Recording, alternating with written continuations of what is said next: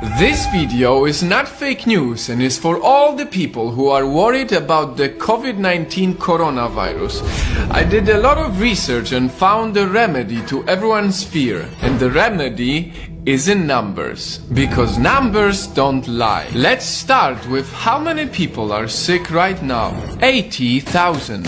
That's quite a lot, but out of this, 77,000 people are in China. So if you're not from China, that should remove 96% of your worry. Now, let's assume somehow you got the virus. In the extremely unlikely event of you getting the virus, 81% of the cases are mild, 14% of the cases are moderate, and only 5% of the cases are critical, which means that you are very likely to recover from it. And if you somehow get to a critical state, if you compare COVID-19 to SARS, it had a 10% fatality rate, while COVID-19 has only a 2% fatality rate. That is a 5 times smaller number than SARS. Having said all of this, let's dive even deeper into the numbers to make you feel safer. If you consider the age, the possibility of dying goes even lower.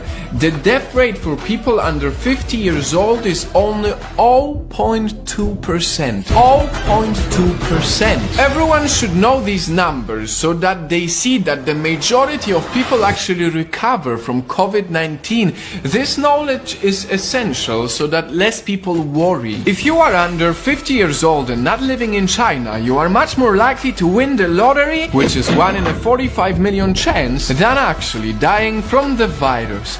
Remember, numbers don't lie. This video is about COVID-19, but we can all learn more from it. A life lesson. Let's take one of the worst days so far, February 10th, when 108 people, mainly from China, died from the virus. This is a horrible, very high number, but on the same day, cancer killed 26,283 people. Heart disease killed 24,641 people. Diabetes killed 4,300 people. And suicide on that day took 27.7 times more people than COVID-19. The lesson here for us is to cherish our lives every single day, because truth is we never know what can happen to us.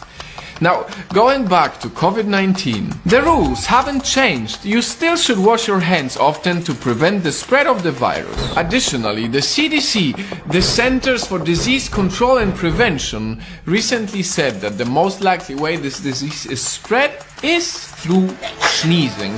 So you are still most likely to prevent the extremely unlikely event of getting sick by staying away from crowds. And last but not least, perhaps the most misinformed aspect, masks.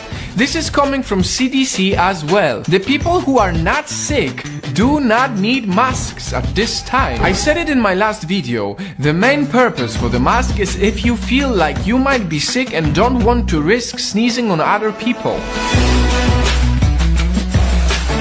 Whew. I did a lot of research. This is a lot of facts and numbers, but they are important. As of 24th of February, there is no reason to panic. If there's anything we can do is to use COVID-19 as a reminder to care for our lives always, and not only when we're afraid. Because a bad diet, driving while drunk, or smoking is thousands of times worse than any coronavirus. Before I end this video, I want to touch one last topic that's very important to me: racism.